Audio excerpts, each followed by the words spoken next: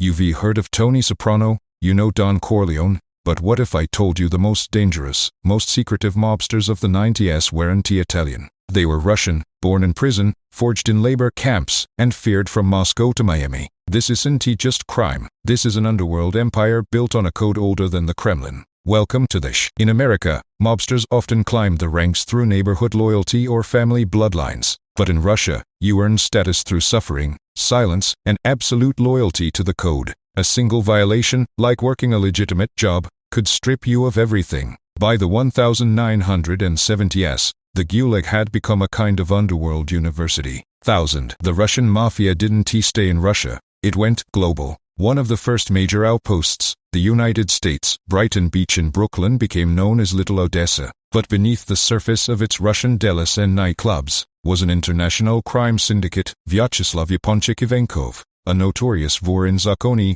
arrived in New York in 1992 on a tourist visa. Within months, he was extorting Wall Street brokers, running a protection racket, and laundering millions.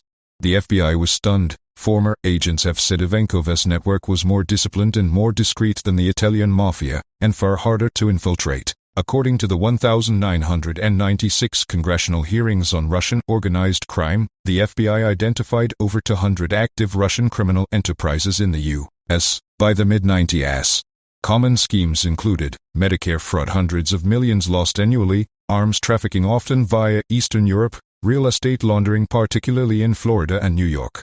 What makes the Russian Mafia truly unique isn't just the violence or the money, it has the code, the Ponyetia, a set of unwritten criminal laws that all Vori must obey. Break it, and you don't get a warning. You get buried. Core tenets of the code: never work a legitimate job, never marry or raise a family, never cooperate with the state, always support your criminal brothers. Tattoos were your criminal arsenal. They weren't decorations, they were declarations.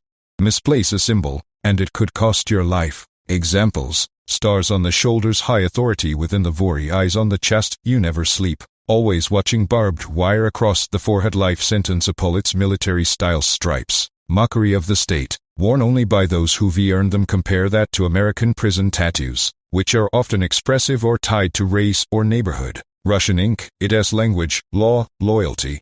So where is the Russian Mafia today? They never went away, they just put on suits. Many former Vori, or their associates, became respectable businessmen, investing in banks, tech, oil. Others entered politics, some even allegedly maintained ties to the Kremlin. The 2018 Mueller report briefly touched on alleged ties between Russian oligarchs, organized crime, and influence operations abroad.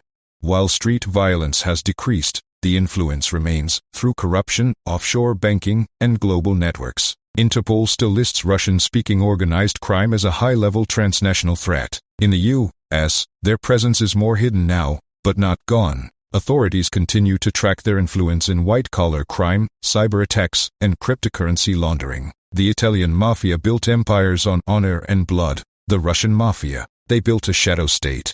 And it is still growing.